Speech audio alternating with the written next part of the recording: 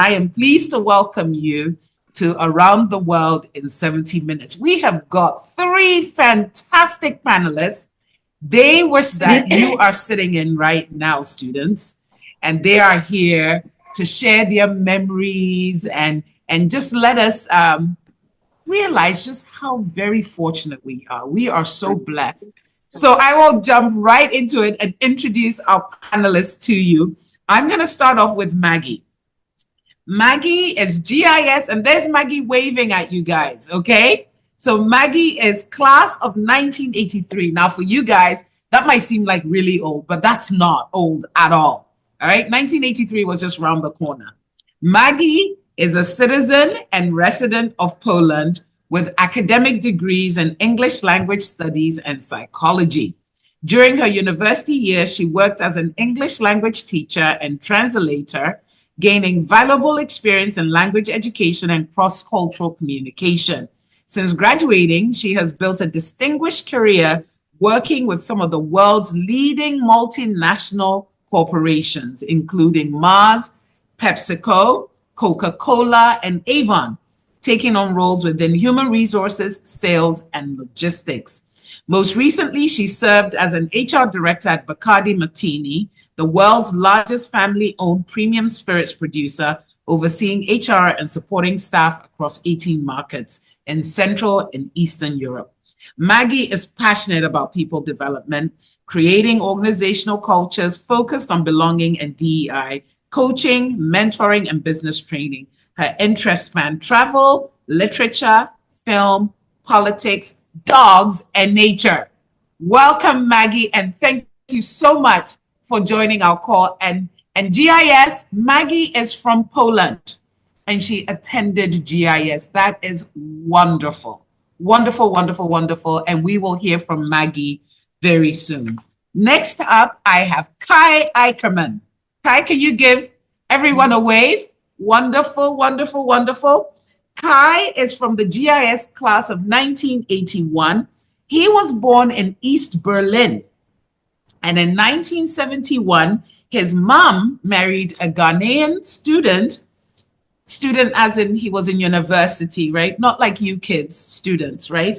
But Ghanaian university student in East Germany. And in 1973, they relocated to Ghana along with Kai.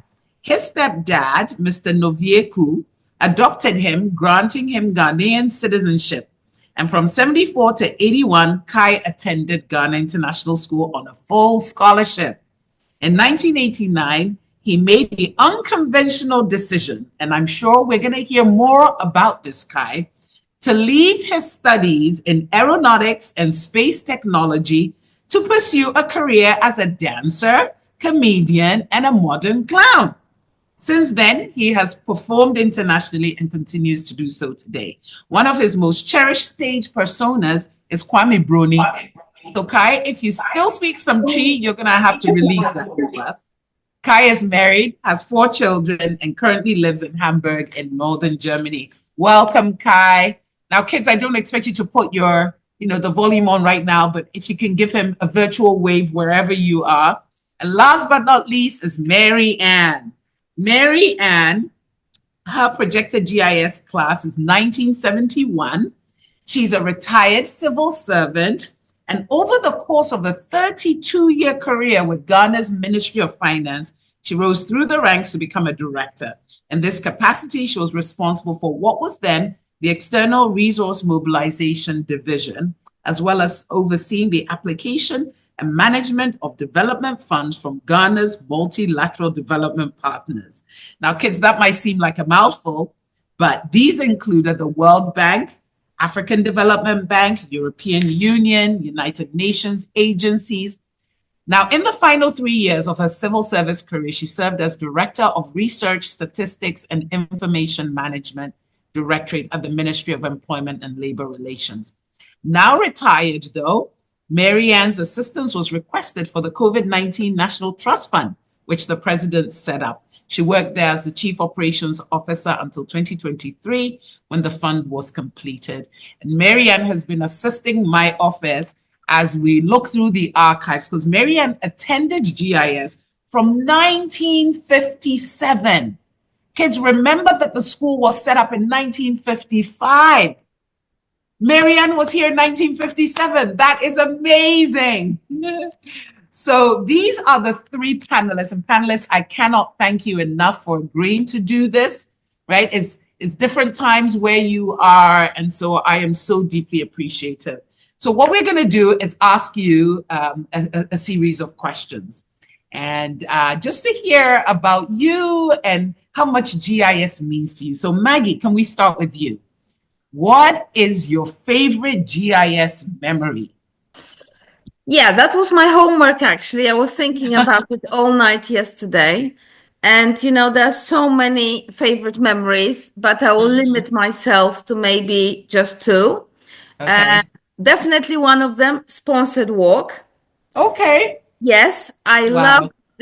of course, I guess now you probably, if you are still organizing it, Yes. you have an app and you can get it on your phone and, very digital. But in the olden days, so back in the 80s, we had sheets of paper where we collected the fund, the allegedly the funds that would get for each kilometer. Right. So due to inflation, you'd probably all laugh, but I think the lowest was either 1 or 5 pesewa Ah, per kilometer. I I think it don't know was. how. I think it was one. So you Yeah. probably think it's just peanuts. You wouldn't even move out of your chairs with that amount. But that was either 1 or 5 pesewa per kilometer was the lowest rate. And of course, Mm-hmm. the big shots got like 1 CD or even 10 CD. Everybody was envious. But the excitement about the organization of the walk, actually going Yeah. there and then walking it, that didn't Mm. really matter whether you walked 1 kilometer, whether you made it Yeah. to the Yeah. end, but the energy, the energy level, the The excitement, the excitement. Right. fun, the photos. Oh, that was Mm. amazing. We talked about it for weeks and cheered everybody. And of Yeah. course, there were winners who made it in the shortest time, and those who Wow. made it, who crawled back, crawled to an hour. It took them hours to get there. Right. But this was an amazing Well, not much has event. changed. Not Okay. much has changed. People are still crawling, Oh, including okay. Okay. myself. I Yeah. struggle to even do the 1 kilometer, So yeah, but but it's still that so was much truly fun. amazing, and it was organized somewhere around Aburi area, if I remember correctly. But Right. where We was it? change it often now Okay. because there's so many cars now. Yeah. Outside Accra has gotten so busy, and we need to always have it in a place where it's not too busy for safety reasons. So But this was brilliant. So this was a brilliant memory, and we're all very excited about it. But and afterwards, it was the challenge of actually getting cash out of the people who declared that they would give us that 1 pesewa or five yes, pesewas for each yes, kilometer. So yeah, so that was fun. And the other yeah. memory was there was something called an International Day, which was Mm, being organized. So all the nationalities, and in my mm. class, there were 24 pupils and 18 nationalities. So all the Wow, within nationalities that. from all the school had stalls. So Hmm. organized stalls of their country. So obviously I was on the Polish stall, but there were all the other countries represented with photos, and you could try the national dishes. People Hmm. wore, the clothes of the country, and that was so much fun. Fun. Yeah, And the preparation, and it was great, brilliant. yeah, I yeah, was looking for photos to look at those stalls back then. yeah, Most photos were black and white, yeah, ancient times. But I remember those international days, and they were very yes, special. yeah. Well, we still have them. We call it UN and National Costume Day. Now they still get to dress up. We have over 30 nationalities now, but now we group them afterwards for the food fair. We group them in continents. Okay. But because Ghana is just such a large number, we Of just course. have Ghana by itself, Yeah, and we yeah, still have the food. And I think it's still the most favorite part of of the day, course, just of trying course. foods from different places. So I I hope that you will visit us I during will, the and anniversary. Yeah. I'd give anything for Kalawele, which is still my favorite. Yes, yes. And of course, they would have had fufu and palm soup. So, even Definitely. years on, they're still my favorite dishes. Yeah, And it's fun milk, those triangular fun milk cones. So yes. That's wonderful, wonderful. Food is always a great yeah. memory. It's always a great memory. Kai, what about you? What's your favorite GIS memory? My mic on? Yes, it is. Well, speaking of the sponsored walk is definitely also one of the lasting memories. I remember I was one of the people, I used to finish in the top notch. It was the one sports thing I was good at. I was terrible at all the other things. I was a sports nerd, and the sponsored walk for the first time gave me a feeling that I was physically able to do something. One time I finished second, and I was running in Chaliwate. And that's all I had. You finished second while running in Chaliwate. And the only person who beat me was my younger brother, Baba. And I remember Mrs. Soa telling me, "Yeah, your brother beat you." And I said, "And so what? He beat everybody else too." He ran barefoot. So, wow. Yeah, that time. How long was it those days? How long was the sponsor? It was a gravel road. Yeah, it was quite a bad gravel road, actually. Yeah, but how long was the walk? Do you remember? Was it 12 miles? 12 miles, 20 kilometers, something like that. Okay. Yeah. It was quite long. Yeah. Wow, barefoot. Yeah. He's from another planet. Yeah, but that somehow runs in the family that we were able to run longer distances. Wow. And I remember that, speaking of the Kelewele, and when we were waiting in the car park, there would always be all these food vendors selling granuts and things. But my favorite memory actually is we had these school parties, and every year there was a dance competition, and the judge was Mrs. Quist, who was a ballet teacher. And yes. And it was that time, you tried to impress the girls. I think I was 15 or something, 14, 15, and I took part. And I was dancing with the first love of my life, no names mentioned. And I remember I started doing all these strange things that I didn't even know I had in me. And the only thing she said to me was that, "Kai, you are dancing like a stick." And if I look back now, I made a 40-year career of that, doing robots, breakdancing, popping, That's where it started from. So at that time, it broke my heart, but it ended up being the beginning of career. On hindsight. Yes. Yeah. Lovely. They still have the school parties. Yeah. The upper school has got proms as well. They have jams. Actually, tomorrow is Carnifest. Carnifest is a carnival festival. Yeah. And they're going to do have all sorts of activities during the day. And then in the evening, they have our GIS pageant. We call it Mr. and Miss GIS. And it's not just about how you look, but it's about your talents and how you project yourself on stage. We've made it a whole lot more wholesome than your typical pageant.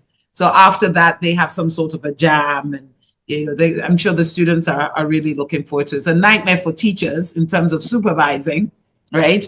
But this is the joy of being a teenager. One day I'll come and join you. Wait. Please do. You have to, and come and do your stick dance as well. Students, we have the chat box. If you have any questions for our alumni panelists, please put it there and we will ask them. Marianne, what about you? Favorite GIS memory? Well, like the other two speakers, I have more than just one favorite, but I think I'd like to start off with, say, assembly and some of the different things that were done. I mean, obviously, I was at GIS when it was very young, and we really felt very hip. It was then extremely international with just a smattering of Ghanaians. Now, assembly, I believe, was just a 5-minute period of time. And basically, we would listen to Mrs. Inwood would play a piece of classical music. And that's where I think I developed my love of classical music. And I first heard names like Tchaikovsky and Schubert and so on, which served me very much when I went on to boarding school. But we also got a chance, the different classes got a chance to perform. A class might come and just recite a poem or something. And I remember in class 7, Mrs. Data suggested that looking at the nationalities, if we could get the music of our various national anthems, we could learn that. And so we did. I don't think any other class has done that since. But I remember that we started off with the Canadian national anthem, which I can still remember till today. We went on with the Japanese in Japanese language. And when I sang it to my Japanese friend years later, she said, "Oh, that's very, very old. Most of us don't even know it." But yes, that's our national anthem. Oh, We wow. also learned the Indian national anthem, again in the language. The one for Lebanon that we learned. Of course, UK, Australia, that's very easy. The US, and then finally Ghana. But I remember assembly lasted a bit longer at the time, and it was really, really good. Then also, what I loved was the extracurricular activities. We had choir that we would do on a Thursday, and some way, somehow, GBC at the time came up with an idea to have something called the Radio Ghana Children's Choir. So they would send a bus to GIS, to Rich Church School, and to New Nation School at the time. And the three schools would meet. The buses would come for us. We would meet at GBC. We'd go into the studio, and then our choir master, Mr. Parkins, very enthusiastic, would teach us a whole lot of songs. He was with us for about 1.5 years, and then I think he got a chance to go abroad and study. A replacement was brought. I don't think he was that enthusiastic, and so after about another year, it petered out, which was very disappointing for us. But also, I think it was Wednesdays, we also had drama.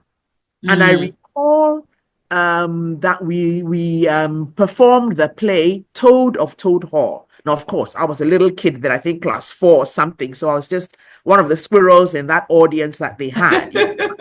If you can imagine, I don't know if you all remember the name Paul Boateng, who I think he's a lord in the UK. Yes, well, Paul Boateng was Toad, I remember. And then Florine Hazel, these are all my my seniors. Paul Boateng was the judge, okay? And Florine Hazel was Toad. And I just remember how fascinating it was. We performed for our parents at Accra Academy, at the stage hall, and it was really good. That's awesome. Yeah, of course, the Christmas party, not as exotic as Kai mentioned. By then, it was just a simple class affair, and one or two of us might go and check on another class. But each class felt their Christmas party was the best. So, really, I guess wonderful experiences. Yeah, and the school was so much smaller then. We have almost 1,300 students right now. Oh my goodness! Yeah, wow. From nursery all the way through to upper 6. My goodness. Yeah. Well, when I was there, I remember the Form 3 classroom was like a shed where the current administration block is, because most of the foreigners would then leave and go back to their countries. Most of us would go off to boarding school. But by the time I left class 7, some of my mates went on, and there was a Form 5. Okay. Cool. So there's a question in the chat. The one student wants to know, do you guys remember the GIS school song, and can you sing it for us? Should we put you on the spot for just verse 1? Definitely. All right. Thank you. The countries of the earth, we come in turn to you. Of different races, different I has given up. I don't know. I know the Ghana national anthem. We learn together day by day. In time, our ways will part. But with each one of us will take understanding of each other. Yeah, that one I remember. And Mrs. Inwood would be poking her finger down and stressing understanding of each other. Oh, man. It was great. And I see a lot of students, at assembly, when we try to get them to sing, they're just all groggy. And, they don't feel excited to sing it. But that last line, understanding of each other. Then they perk up enough energy, to just deliver that one. That is so cool. Really, really cool. So Kai, I want to come back to you. Life since GIS and what you've gone on to do. You already told us that your stick dance was likely a precursor to what you do now. How has life been like after GIS, and how has GIS impacted your life? Well, I finished Form 5. I did my O levels, and there was no A level yet at GIS. I think there is now. I don't know. So everybody else went off to schools in England or in America or in Canada. And me still having my German citizenship, and as you already said, I was on a scholarship. I was not one of those wealthy expatriates. My Ghanaian father was a librarian working for the CSIR, so he was on a normal government payroll, and my mother was working for the Ghana Stone Quarry. But we were a typical middle class Ghanaian family. So being at GIS was already a big privilege. So I had to go back. I wanted to study, so I went back to Germany, which was quite a big shock for me, because by the 9 years in Ghana had made me basically into a white Ghanaian. And it took me a while to digest life. Of course, I didn't go back to East Germany. I went to the western part because it was free. That was one thing I learned in Ghana: freedom. I had to wait 1 year because the German system had no idea of what to do with me. The German school system, their view was that I came from Africa, so obviously I had lived on a tree and eaten, the mentality. Yes, stereotype. So I really had to struggle with that. It took a while, and then I had to sort of repeat a lot of school, which was boring. But I did my German Abitur, and I started university, studying aeronautics and space technology at the Technical University in Berlin, which is very good for that. We had some very good professors. One of my professors was a former student of Werner von Braun, who developed the rockets that took the Americans to the moon. Wow. But at the same time, I was dancing. That love that I developed already in Ghana, but which actually started with me listening to German music, Kraftwerk, We Are the Robots, back in the 70s. And we were, in Ghana, we were listening to funk music. But I had this thing, I started moving like a robot already in Ghana, which is why some people back from then used to call me the Funkadelic Robot. Only this one lady said I was doing a stick dance, but I was actually doing robot. And so when I came to Germany and I saw stuff like that on TV from American music videos, and at one time I went to there was a jazz festival, a very famous jazz festival in Berlin, and they had a group from New York doing stuff in the foyer before people went in to see the actual concerts, and that had a very deep influence on me. But I immediately saw the African connection. This whole thing of in hip hop, you build a circle and people dance. They're dancing against each other, but actually you're just teasing it out of each other. So this whole thing seemed very familiar to me. So I picked it up and I did it. And at some point in university, I realized I was spending more time in the gym upstairs, because they had a lovely wooden floor that you could practice all the moves on, than I was spending in math classes or in all the things that you had to learn to be an aeronautics engineer.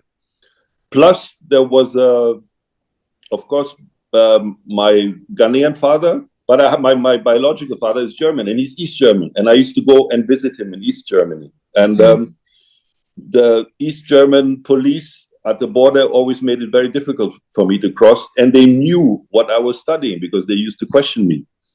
So at some point, I realized whatever I become later on in that profession, it will always be a security issue, because I have family in the East. At that time, the Iron Curtain was still a real thing. I mean, the world has moved on. And ironically, when I made that decision to stop studying and become a dancer, because I realized that's where my heart was, it was a decision that took about 3 or 4 years in me because all my mindset and everybody in my family had studied. So of course you have to study, and you're going to end up on the street if you become an artist and all of this. But the ironic thing is that when I finally made that decision in September of 1989, and I dropped the studies, I walked out of university, I closed the door, I couldn't go back. 2 months later, the wall fell, and all my political fears associated with that were no more a reality. But the other thing that made me do that was that we had one professor who had developed something in jet engines, whatever, and it took him 10 odd years to develop it. And at the end of when he finished that thing, he realized that the people who had sponsored it had a military background, and that what he had developed was actually going to be used for a military purpose. And he never wanted that. And I was very clear that whatever, and this is something that I took from GIS, whatever I do, I never want to be involved in any kind of military thing or in anything where one people are pitted against another. And so becoming a dancer or finally becoming a clown is just a straight result of that, because laughter is something that's totally universal, and people who laugh together very rarely fight with each other. That's right. And it's one of the most universal things that we have. And I remember in GIS there was a lot of laughter. I mean, we of course we were also making fun of the teachers and everything, but that hasn't stopped. So, and actually becoming an artist helped me to because then I met people here who had the same mindset that I have, and a lot of my comedy is still based on making fun of this typically it's not German, but it's European. There's a certain thing of there's only one way to do this, and it's the way we do it is the right way. And so there's a lot of comedian material in that for me, and I use that and I play with it. And I work internationally a lot, but of course mainly I work in Germany, in Switzerland, in Austria, in the German-speaking part. And I have a very special place for myself, because what I do and the way I do it, no one else does that, you know. Yeah. No, it just sounds like you're living out the GIS motto, understanding. In a way, yes, totally. Totally, yes. You know, and I'm glad the children are listening to this as well, just realizing how you can reinvent yourself. You know? Exactly. Yeah. And I do hope that during our anniversary year, somehow your tours will take you to Ghana, bring you to Ghana, so that you can show the kids. I think it would be wonderful. It would be a dream to go back on that stage in the assembly hall, because that's where it all. That's where it all began. Yeah, fantastic. Maggie, what about you? Life since GIS and how GIS has impacted you. Okay, so let me start with the life and the impact. I think I would definitely not be me now if I had not attended GIS. GIS has played an extremely important role in my life, shaped me very much, and living in Ghana in general. It kind of opened up my mind to, we started with understanding of each other, but I would also say accepting different cultures, appreciating different points of view, and being open to learn new things and stay curious. Yeah. So those are the qualities that have been with me in all my adult life. After I came back to Poland, I really struggled in the secondary school with the previous 6 years in Ghana in the British school. I had problems with Polish spelling. It is a very difficult language, in the top 10 of the most difficult languages in the world. So I struggled, and people didn't really accept me. I didn't share a history with them.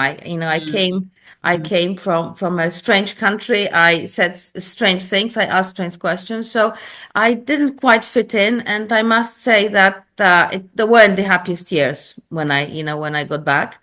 But finally I settled. And of course, the fact that I spoke good English helped, because I had English on my A levels, of course, Polish language, I think biology and chemistry.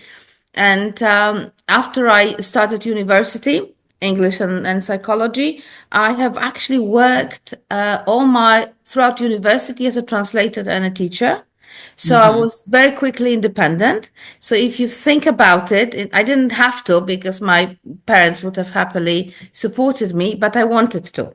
So the fact that I was a translator, a simultaneous translator as well. So and help people with their English, prepared for various exams from the first year of uni, has made me independent, and that's how I am. So I like to rely on myself, but I would not have been able to unless I had attended GIS and been in Ghana.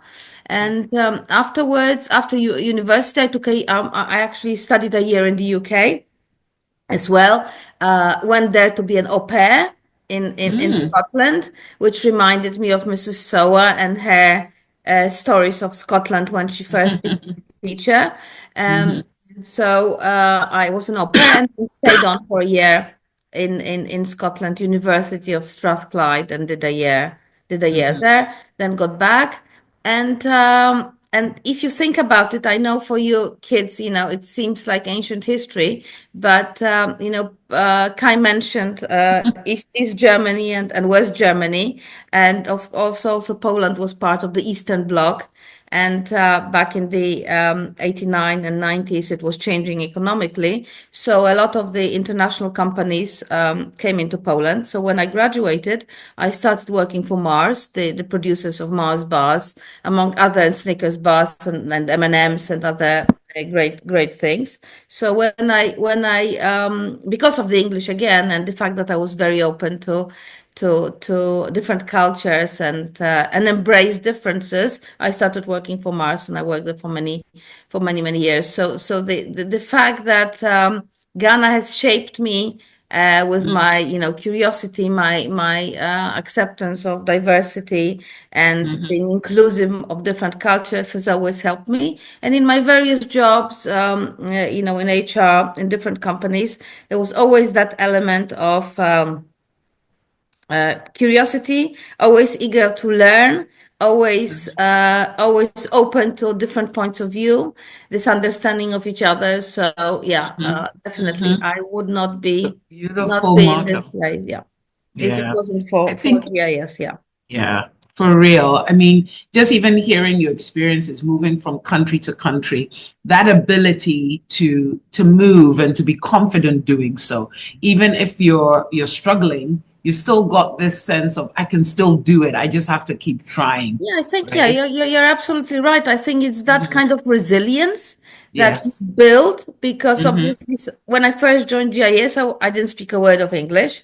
So I joined Wow. special English class. Mrs. Okay. Kiku was the teacher there. And I can't remember how many we were, but we're all kids, different ages, non-English speaking. And being there, I think it was half a year, maybe 8 months or 9, something like that. We were then moved to the classes according to our age, and that's why I joined class 6 then. But I think it's that element of being thrown into a kind of strange culture in a way, strange school, not understanding people, but step by step, You get used being to it. more and more comfortable and feeling that you fit in and make friends. It gives you that kind of resilience and the sense, the ability to I can do it attitude, which stays with you forever. For real. And students, I hope you're listening very intently, because things can seem difficult at times, and you just have to stick at it. Stick at it and just work your hardest, and it will be all right. Some students are asking me to ask you who your favorite teacher was, Maggie. That's a very political question. Chances are they aren't on this call, so it's okay. I would probably say Mrs. Sowa. She scared the living daylights out of me when I first joined, because half of the time I didn't understand what she was saying. And again, joining from special English, but then I got to love her. So she was brilliant. At that time, she was bright red haired. When I met with her in Ghana a couple of years ago, white hair. but still that, that character, Yeah, is not still the lost. same. Yeah. So that Yeah. was her. The other one was Mrs. Arkofu, who was the art teacher. A brilliant lady, and some of us, I'm not very talented at drawing, to be honest, guys, but the way Mrs. Arkofu, motivated me to keep on trying, drawing and painting, I was useless, but she, motivated me. So I loved her, and she appreciated every single picture, drawing and painting, and really, that was brilliant. And No what matter how bad it was. Yes, who else? And Mrs. Kituku as well, of course, because she was the special English teacher, American lady married to a Ghanaian, and of course with her American accent. Again, I was struggling to understand, but her teaching methods of spelling words, and you could gain a prezi. I can't remember what it was. I don't know, a chocolate bar or something for not making mistakes. Stood Oh, out. wow. I'm Spelling, sure our Spanish students today word. would love that if Oh we my gave them goodness. chocolate bars. What's that? What was the chocolate brand in Ghana? Golden Tree. Golden Tree. Golden Tree. That was it. That was it. So you would get a bar of Golden Tree for not making mistakes in your spelling. So yeah, and of course Mrs. Quist, who was the ballet teacher as well, but she also taught us history. Was it history? Yes. She visited us a couple of years ago. She came over to Ghana. Yeah, So she, it was she of wonderful course, to see. and it was history, and again, she would always talk about her love of art. And there was one other teacher, Mr. Oklu, Geography.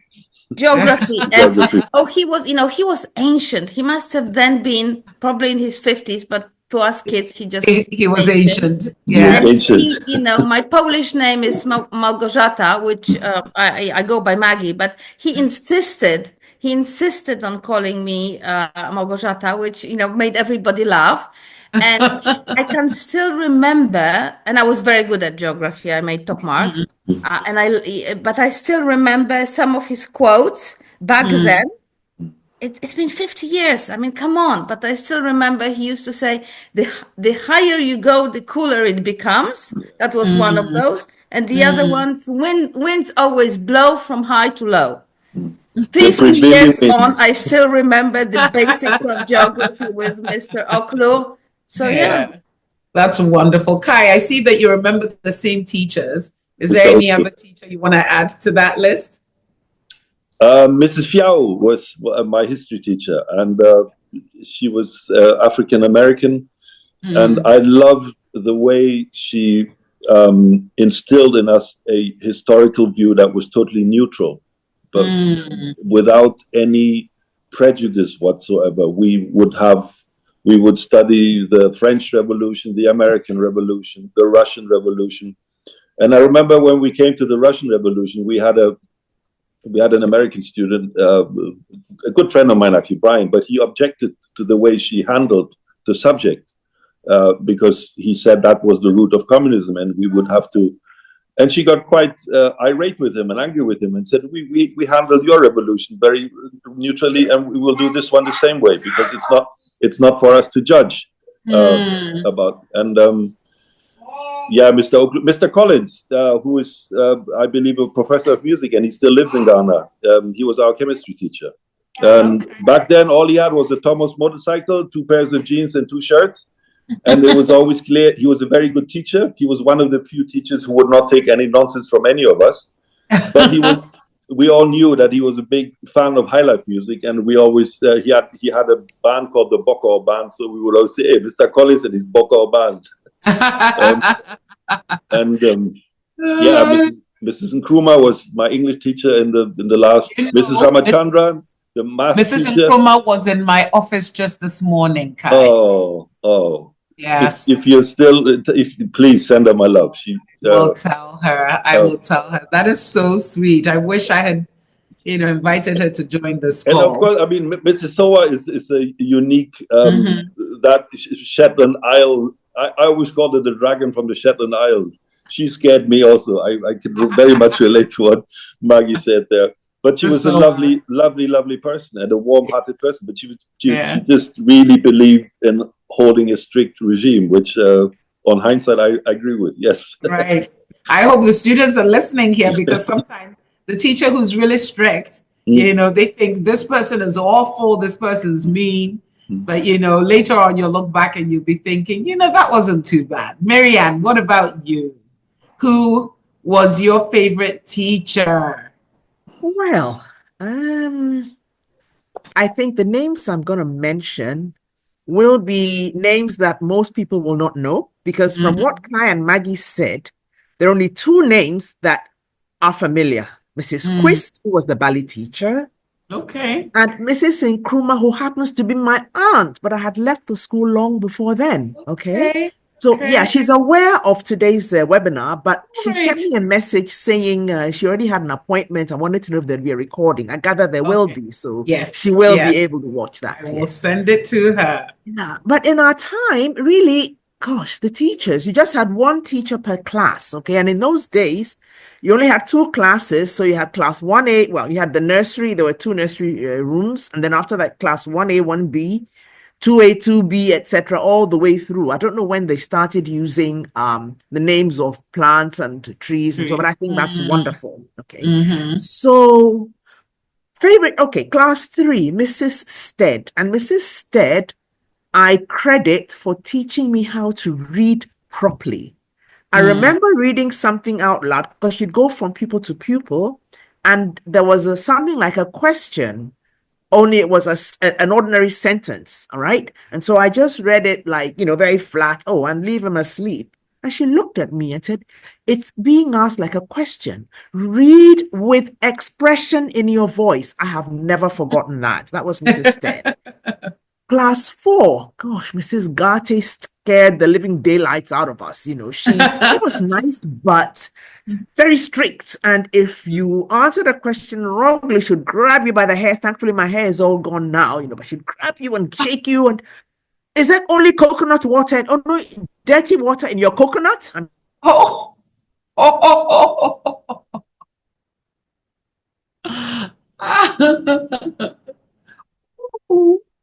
Never raised her voice. She was very gentle. She was my teacher for class 5 and then class 7. Class 6, we had all sorts of teachers. I don't know, maybe they were short-staffed. And so first term, there was one person and there was another. So these are really the teachers that we had. I left after, class 6, but class 7, Mrs. Inwood was a headmistress, and I was terrified of her. But she was a very nice person. It's just because she was the head that I was scared of her. But she was very, very nice. Yes. I often meet students. Just reminded that Marianne mentioned headmistress. Of course, our headmistress was Mrs. Aqua, who also, the way she looked at you, though, you just. She was terrifying. And of course, very, very respected, amazing lady. She ran a tight ship.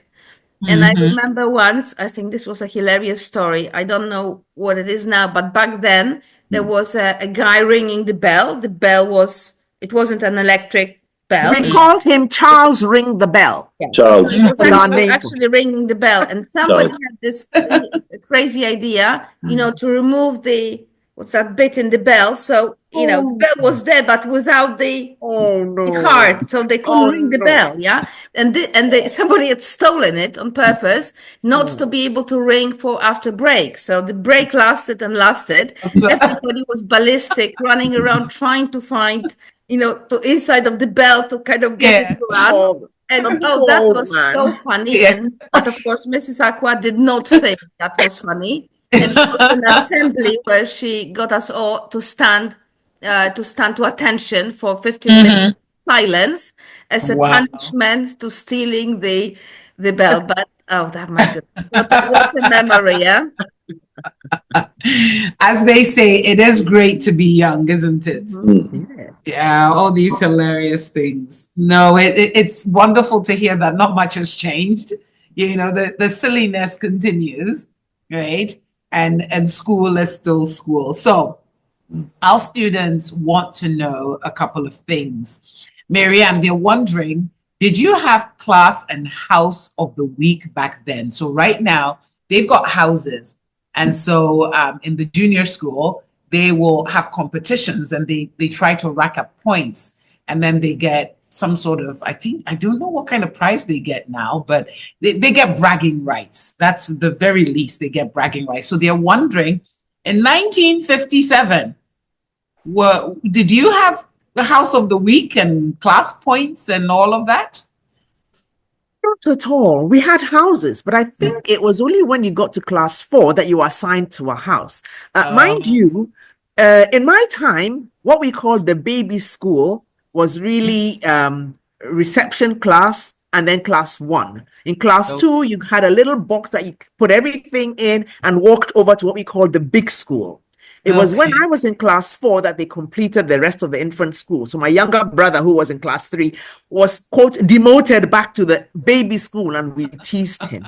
But you got to class 4, and then you were assigned a yellow house, green house, blue house. Now, my brother remembers that each house had the name of a castle, but I cannot remember which particular castle was which. I didn't pay attention. All I knew was red.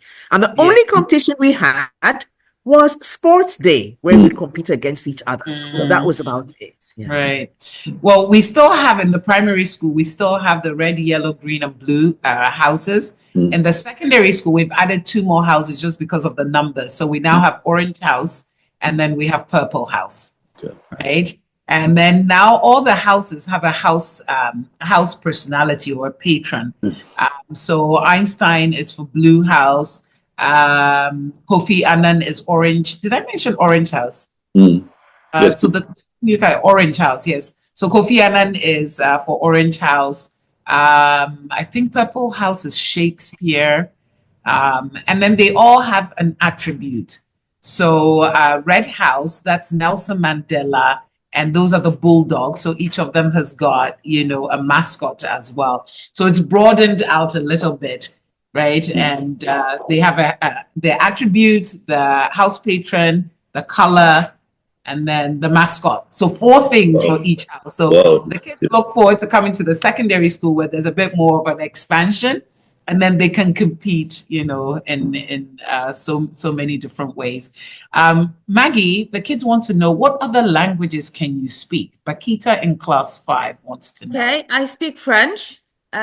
Which is actually very funny because I speak it with an English accent. Because my French teacher in Ghana was a British lady. So I still speak French with a British accent. So it sounds awful, but that's how I first learned it. Yeah. And of course, I do speak Pidgin English. So many years. Yeah. Say something for us. Say Now, something. Oh, Charlie, I know they speak I still speak Pidgin English, so I only get a chance to speak it when I'm in Ghana. Yeah. No. You have to come to Germany, then we can talk together. Okay.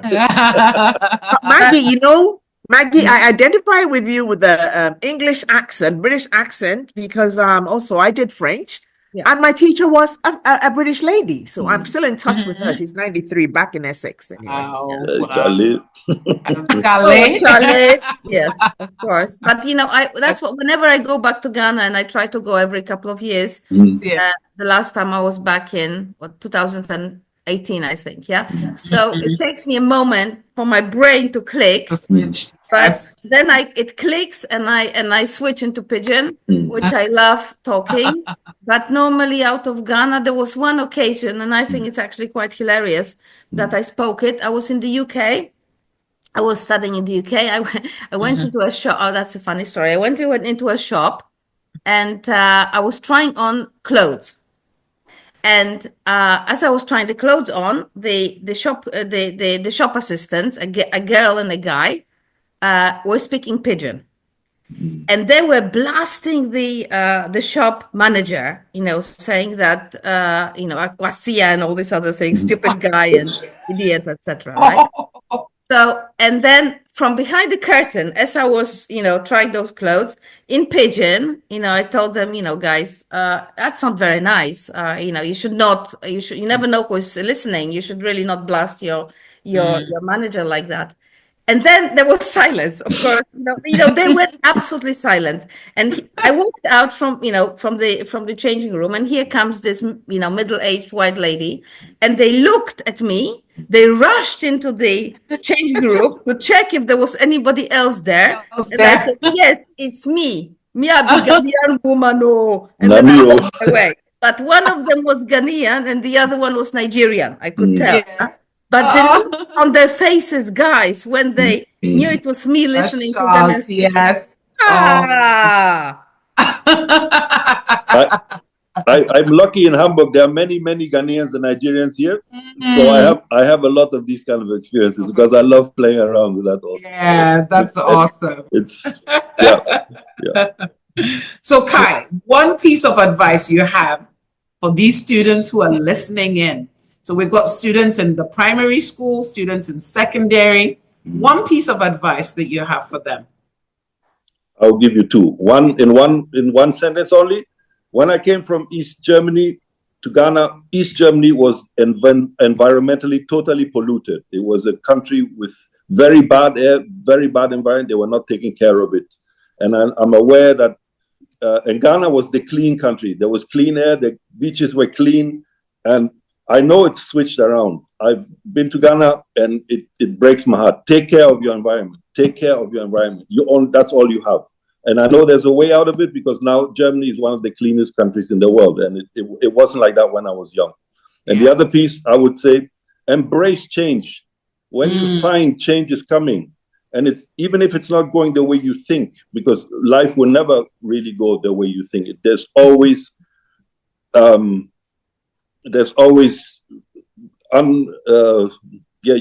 it's unpredictable. Life is totally unpredictable. So embrace change. Don't fight it. Take it with you, because on hindsight, my biggest problems have always been resisting change. It took me so long to find out that I was going to be an artist. I was going to be a clown. It took me a long time to accept that I'm a white African. I'm more Ghanaian than I'm German. You know, and I mean, you have to find your identity. We live in a time now where identity is a big issue, and you are allowed to be whoever you are. That's a great thing. Embrace it and embrace. When change comes, just go with it and follow your heart. If you don't, you have to know who to listen to. There's my life motto is by a famous Sufi poet, Rumi, and it's surrender yourself softly to that which you truly love. It will never lead you astray. That's from Rumi, right? That's Rumi. Yeah. Yeah. Wonderful. Embrace change. Don't fight it. Just go with it. Thank you. Take care of the environment. Take care of Ghana. Yes. And embrace change. No galamsey. No galamsey. No galamsey. Amen. It's breaking my heart. I see the pictures and it breaks my heart. It's just it does. I used to swim in all those. You know, and you can't eat goat. You know, go fit chop goat. Well, go fit. Oh, wonderful. Thank you. Marianne, a piece of advice for our kids. I'll try and be brief. Okay. First thing, yes, study hard. That's why you're in school. But take advantage of the environment you're in now. It's so international. One of my few regrets is that now I don't know where to trace a lot of my childhood playmates, okay? Because, well, we didn't have internet and so on in those days, but you have got that. So try and learn from your counterparts, embrace their culture, enjoy it, and don't forget the school motto, understanding of each other. I will add to that, make sure as you leave and you follow the path of integrity, the path of seriousness. Yes, we must look after our country. It's not only Ghana. For the foreign students, they happen to be here now, but they will go back to their countries. And my advice is take back with you all the good that you learn in Ghana and try and disseminate that. So that's it. Thank you. Wonderful. Thank you so much. And Maggie? Piece of advice. Yes, the piece of advice. I don't want to sound like an old aunt, but I am an old aunt, by the way. But yes, I'd say definitely, guys, stay curious. Embrace your learning opportunities. GIS gives you such brilliant quality education that, embracing it but learning from each other, the different teachers, the different points of view, this diversity and inclusion. This is something that's absolutely unique and will stay with you, all your life. That's one piece of advice. So stay curious, ask questions. There are no stupid questions. They'll make a difference long term. So look for opportunities to do more. Yeah. Go into projects, volunteer to do things. Step up, help others. There may be people joining the school who are lost. Look out for them. Be there for them. Or assist your teachers, other pupils. Again, projects out of the curriculum. So all these opportunities will give you a chance to see things differently, to also find out what you are good at, and then you build on it. Build on your strengths. Embrace the challenges. Stay curious, and remember that it's the people who are the most important. Relationships. When I look back, we now have a group, and Kai is part of that group. There's a number of us there, ex-GIS alumni, and we've some of us we've never met. I've never met Kai before, but he feels like a friend. We chat all the time, and other people. So it's the relationships. Even 50 years after graduating, or almost 50. We still have the same language. From different countries, we come together. We are planning to meet in Ghana. We discuss, politics. We share family photos. So the relationships are the most important because they will stay with you forever. That's very true. Thank you all so much. Our junior school is going to hop off. So I'm going to allow them to turn their cameras on. Kids, don't go too crazy. Turn your cameras on, your volume, so you can say a big thank you to our alumni panelists. All right, you can wave to them. Turn your cameras on. All right, Classics Mahogany, the camera's coming on.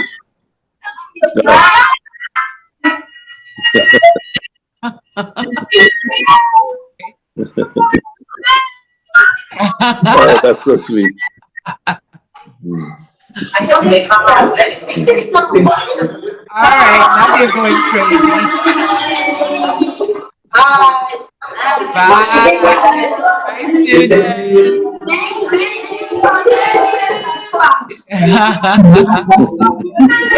Bye. Thank you, Ms. Bruce. Thank you so much, students and teachers. Oh, I see Mr. Clement with his class. Bye. Thank you, guys. That's fantastic. This is awesome. Thank you all so much for joining us, Maggie, Kai, and Marianne. I hope you can feel the gratitude that we have towards you. So much So full love. of gratitude. This is just this is so wonderful for me, so really. Yeah. Thank you. Yeah. Thank you so much. God Thank you bless for you. inviting us. Thank you so much. Thank you so much for coming. And we look forward to welcoming you during the anniversary year. We need you to come back home. Come back home. Yeah. Brefier. Yeah? With the come nam nam. With the come nam nam. We will come. We will come. Yeah. God bless you. Take care. Bless you. Thank you so much. Wonderful rest of the day. Marianne, Kai, Maggie, thank you. Bye-bye. Bye. Yeah.